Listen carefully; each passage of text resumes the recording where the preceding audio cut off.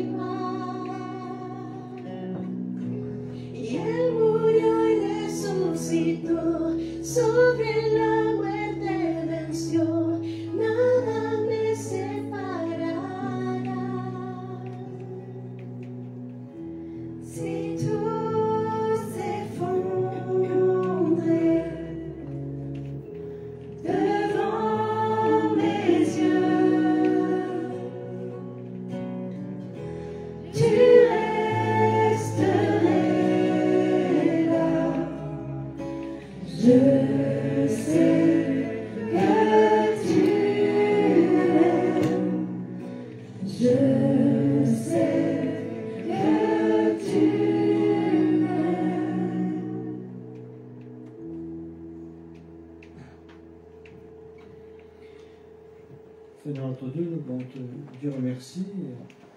Merci pour la croix. Merci parce que tu as tout accompli. Merci parce que nous pouvons venir à toi tel que nous sommes. Et nous savons que tu es prêt à nous pardonner quoi que nous ayons fait, quoi que nous ayons dit. Tu es là, prêt à nous entourer de tes bras, comme tu as entouré les bras de ce fils prodigue qui était parti loin de toi. Merci Seigneur pour ces instants. Nous voulons justement que tu nous inspires, que tu nous visites encore une fois, que tu nous parles par ta parole, parce que ta parole, la vérité, elle doit être cette lampe sur nos sentiers de nos vies, Seigneur. Et nous te remercions, et nous voulons la lire en sachant que tu vas nous parler ce matin, au nom de Jésus-Christ. Amen. Voilà, j'aime bien parcourir l'Ancien Testament, parce qu'il y a beaucoup d'histoires qui m'interpellent, même dans le Nouveau aussi. Mais si je vous posais la question, quel est le personnage biblique, que ce soit dans l'Ancien ou dans le Nouveau Testament, le personnage biblique qui vous a le plus impressionné? Allez-y, les amis, c'est une question. C'est Pierre. Joseph. Si mon épouse peut répéter. Moïse. Moïse. Pierre. J'ai mes piles qui se sont arrêtées. Mais voilà. Voilà, bon, vous avez choisi des tas de personnages. C'est super. Moi, il y en a un qui m'a impressionné, c'est Abraham. Abraham, c'est quand même un personnage assez troublant. Et je vous invite à lire quelques lignes du chapitre de la Genèse, au chapitre 12, quelques versets, du chapitre 12 de la Genèse, où il nous est dit, l'Éternel dit à Abraham, va, quitte ton pays, ta famille et ta maison, la maison de ton père, pour te rendre dans le pays que je t'indiquerai. Je ferai de toi l'ancêtre d'une grande nation. Je te bénirai. Je ferai de toi un homme important. Et tu deviendras une source de bénédiction pour d'autres. Je bénirai ceux qui te béniront. Je maudirai ceux qui t'outrageront. Tous les peuples de la terre seront bénis à travers toi. Abraham partit, comme l'Éternel lui avait demandé. Et Lot s'en alla avec lui. Abraham avait 75 ans quand il quitta Aram. Il amena Sarai, sa femme, son neveu Lot, les biens et les serviteurs qu'il avait acquis à Aram. Et ils se mirent en route pour aller au pays de Canaan. Quand ils furent arrivés, Abraham traversa le pays jusqu'à un lieu appelé Sichem, jusqu'aux chênes de Morée.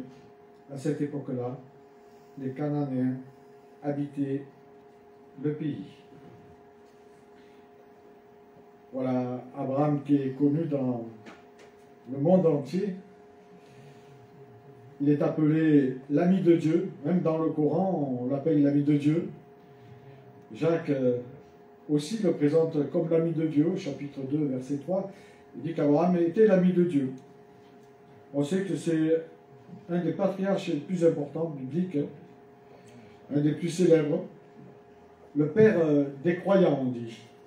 Il est le père des croyants. Celui auquel Dieu a donné une promesse formidable. Promesse qui s'adresse en premier aux Juifs, mais notre Dieu est un grand Dieu. Il est allé beaucoup plus loin que cela. Promesse qui s'adresse au peuple arabe aussi. Et puis, promesse qui s'est adressée aussi aux païens que nous étions avant de connaître le Christ.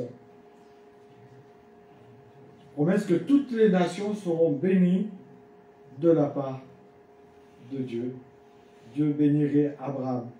Toutes les nations, quels que soient nos horizons sociaux, notre nationalité, Dieu veut bénir toutes les nations.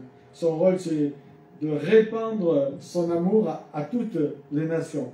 Parce que notre Dieu est un Dieu créateur.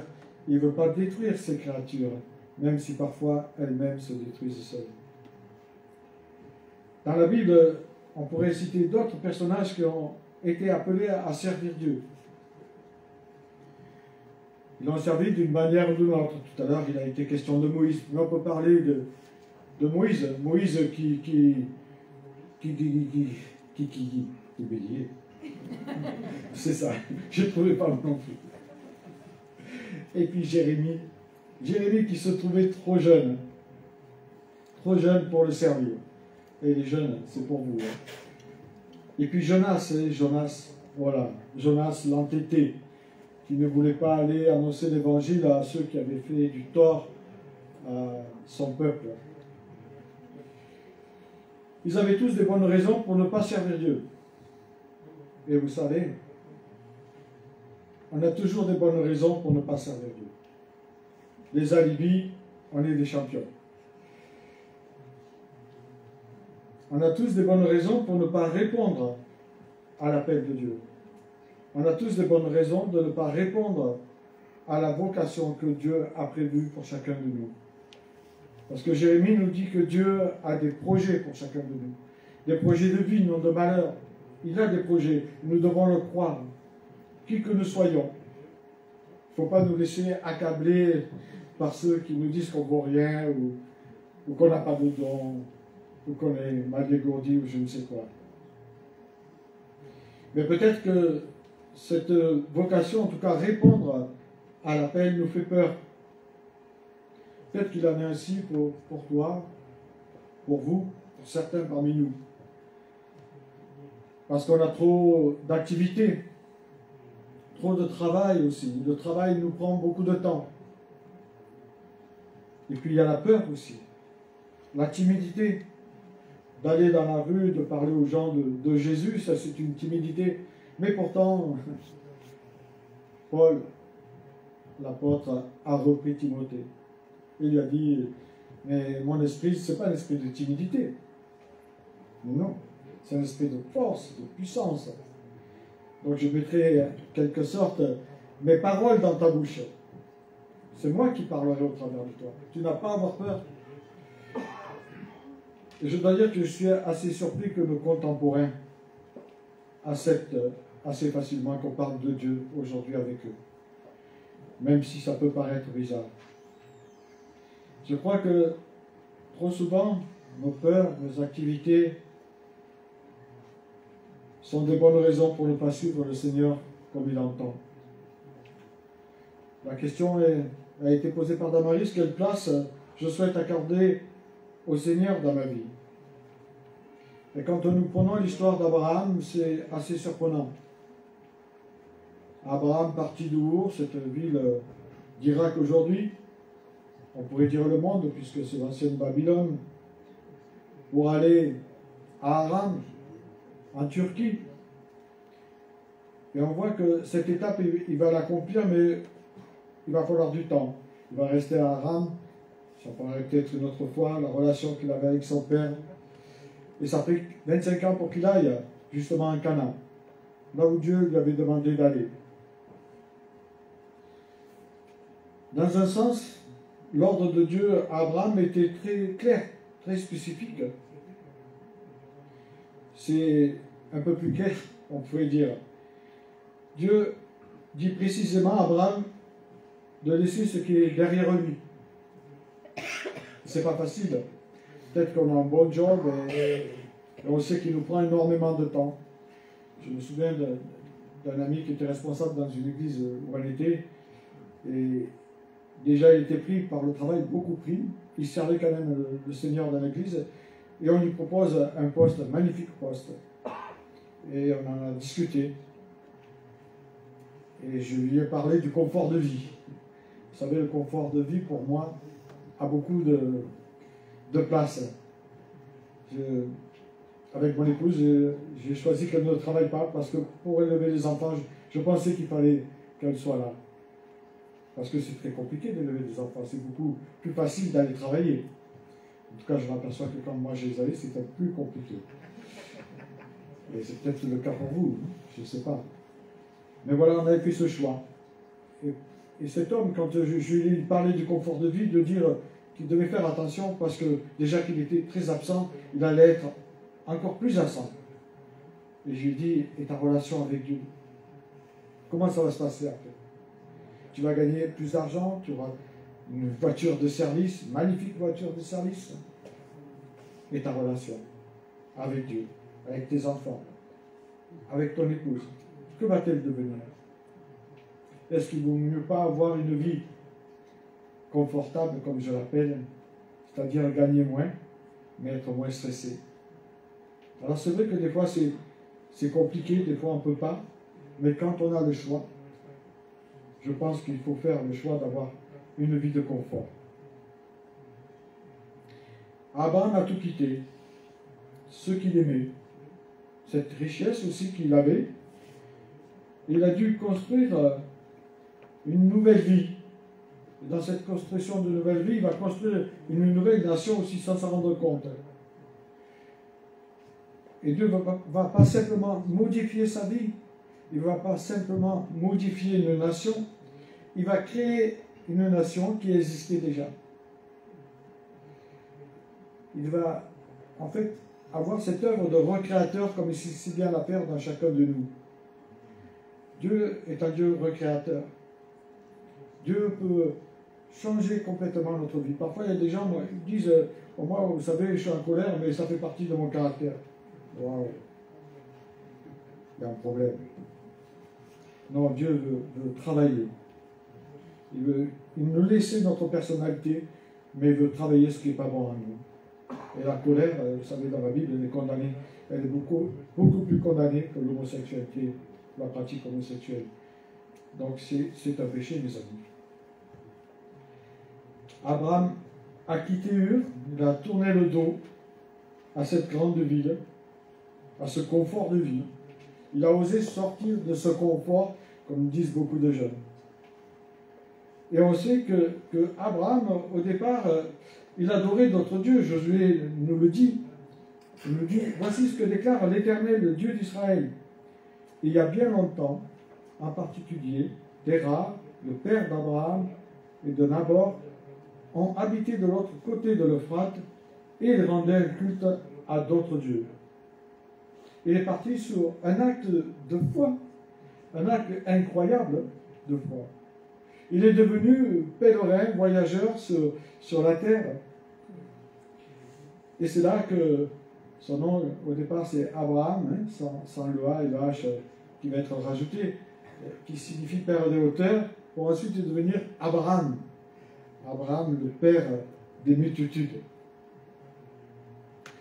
Comme l'auteur de l'Épître aux Hébreux nous dit, il partit sans savoir où il allait. Sans savoir où il allait s'installer. Ça ne veut pas dire que nous devons faire pareil, mais Dieu parle spécifiquement à chacun de nous. Et il attend de chacun de nous une réponse. Il n'attend pas que nous nous cachions. Il demande à ce que nous lui répondons à l'appel qu'il nous lance. Et l'Éternel lui dit, va, quitte ton pays, quitte ta famille, quitte ta maison, la maison de ton père, pour te rendre dans le pays que je t'indiquerai. Et il lui dit pas où, hein. Waouh. Pour un homme qui ne croyait pas au départ en ce Dieu, monothéiste, il y a une foi extraordinaire. Mais cette foi, elle est suivie de promesses aussi. Et c'est ça qui est intéressant avec Dieu. La foi est toujours suivie d'une promesse ou des promesses. Et ici, nous pouvons voir qu'il y a cette promesse à Abraham. Je ferai de toi l'ancêtre d'une grande nation. Et Dieu veut nous utiliser aussi pour que d'autres soient touchés par notre parole. Je te bénirai, c'est-à-dire je te donnerai ce qui est bien pour toi. Parce que tu penses qui est bien pour toi, mais ce que moi je pense qui est bien pour toi. Je ferai de toi un homme important. Et nous sommes des hommes et des femmes importants. Nous sommes tous des souverains sacrificateurs des enfants de Dieu. Moi je suis juste le petit berger. Et nous sommes tous des souverains sacrificateurs. Et ça c'est extraordinaire. Nous sommes devenus, par la mort de Christ, par sa résurrection, des souverains sacrificateurs. Et quatrièmement, tu deviendras une source de bénédiction. Est-ce que vous avez envie de devenir une source de bénédiction? Alors suivez le Seigneur. Et je bénirai ceux qui te béniront. Ensuite, sixièmement, je maudirai ceux qui t'outrageront. Et puis septièmement, tous les peuples de la terre seront bénis à travers toi. Formidable, cette promesse. Abraham partit sur un acte de foi, mais Dieu l'a récompensé avec d'innombrables promesses. Oh, Abraham, ça n'a pas été un homme qui a toujours suivi le Seigneur correctement. Il y a eu un processus de changement dans sa vie. Vous savez, je ne sais pas si vous vous rappelez l'histoire avec son épouse. Et Abraham s'est mis derrière les jupons, hein, on pourrait dire. Il a dit, ça c'est ma soeur, enfin, prends-la, hein, fais-en ce que tu veux. Hein. Mais c'est le début de sa foi. Abraham n'avait pas une foi solide au départ. Malgré cela, Dieu a continué de marcher avec lui, de cheminer avec lui, de le fortifier, on va dire de le former dans sa foi, de lui donner une stature. Abraham va être à l'école de la formation. Il va apprendre la confiance en Dieu. Et Dieu veut nous apprendre, chacun de nous, la confiance. Il va apprendre ensuite l'obéissance totale, malgré les épreuves qu'il va passer, parce qu'Abraham va avoir des épreuves dans sa vie. Et puis, Abraham va apprendre l'adoration. Comment adorer ce vrai Dieu?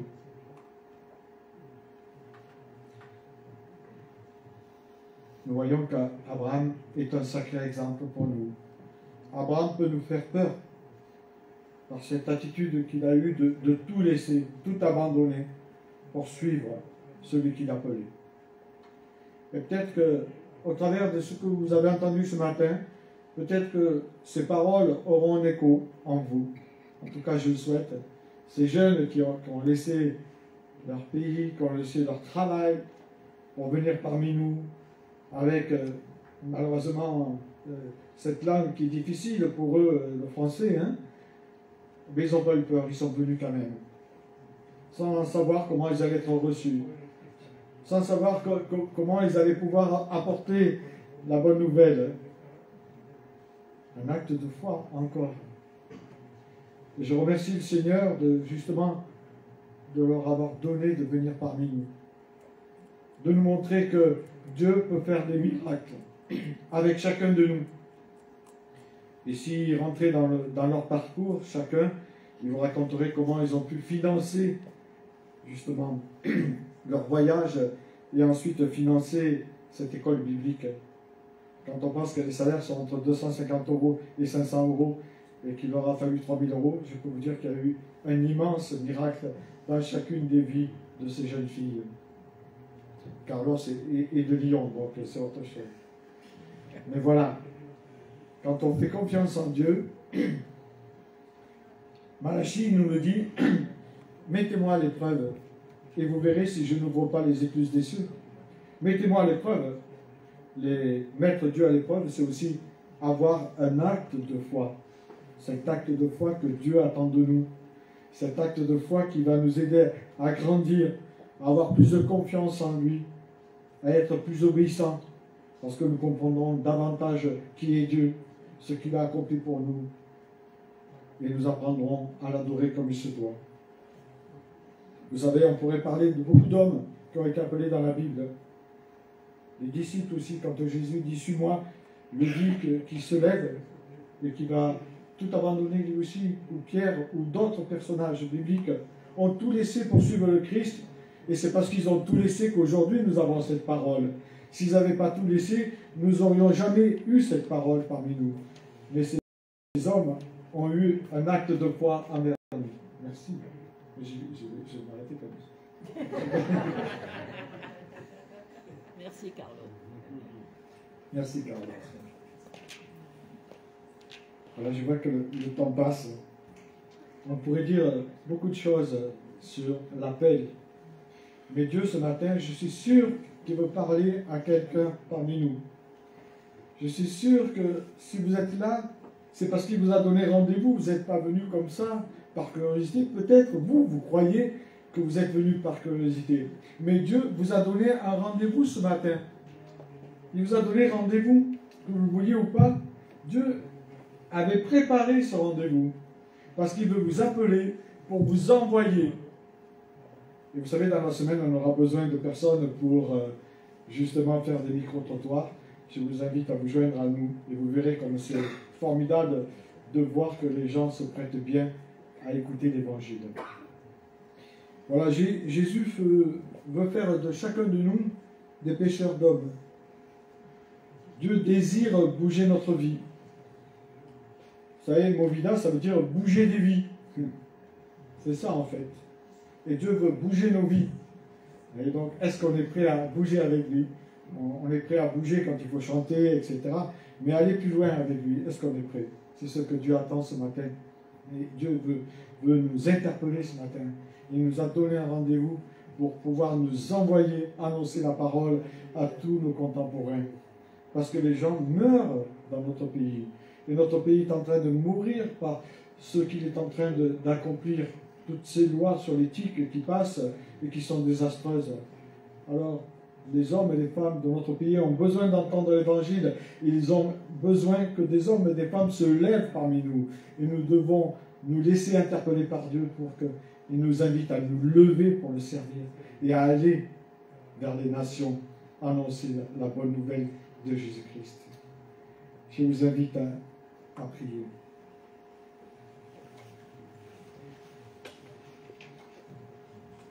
Seigneur Jésus, nous te remercions. Nous te remercions parce que tu es ce Dieu qui nous aime, ce Dieu qui a su cheminer avec Abraham, malgré ses manquements, ses nombreux manquements au départ, et puis petit à petit tu l'as façonné, tu as travaillé sa vie pour qu'il rentre dans l'obéissance et l'adoration. Merci parce que tu veux ça à chacun de nous ici présents, chacun de nous qui écouteront ce message. Je te prie vraiment qu'il soit une bénédiction et qu'il permette à de nombreuses personnes d'être envoyées par toi, Seigneur. Oui, que ton esprit parle au travers des uns, au travers des autres, tout au long de la semaine. Ne nous laisse pas tranquilles. Ne permets pas, Seigneur, que nous nous endormions. Oui, que tu nous révèles le plan, les projets que tu as pour chacun de nous. Au nom de Jésus-Christ. Amen. On pourrait chanter.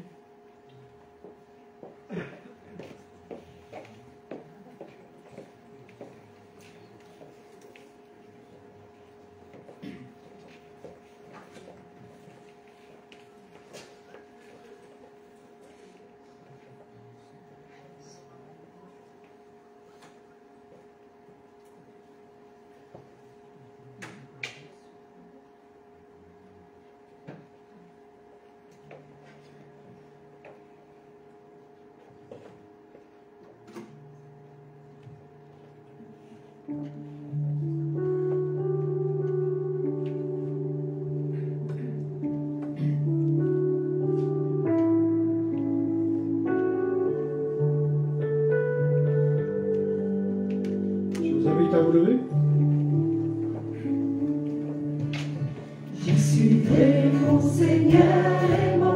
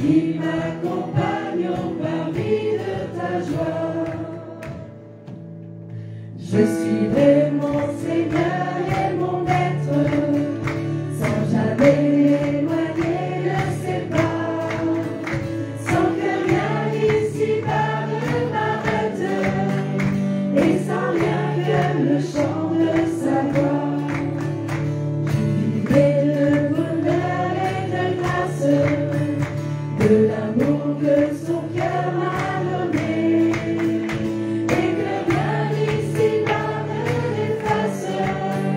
C'est le vœu de mon âme assoiffée. Un seul instant auprès de toi, vaut bien les heures et la route, tout pour autant que ce soit toi qui m'accompagne au paradis de ta joie. Je suivrai mon Seigneur et mon Maître, sans jamais m'éloigner de ses pas, sans que rien ici-bas ne m'arrête, et sans rien que le chant de sa voix, et sans rien que le chant de sa voix, et sans rien que le chant de sa voix. Je vous invite à recevoir ces paroles d'envoi. Ce n'est pas vous qui m'avez choisi. Non, c'est moi qui vous ai choisi. Je vous ai donné mission d'aller, de porter du fruit qui soit durable. Alors le Père vous accordera tout ce que vous lui demandez à mon nom. Que la grâce, la paix et l'amour de notre Seigneur nous accompagnent et nous donnent le vouloir et le faire pour être à son écoute. Bon dimanche à chacun et chacune.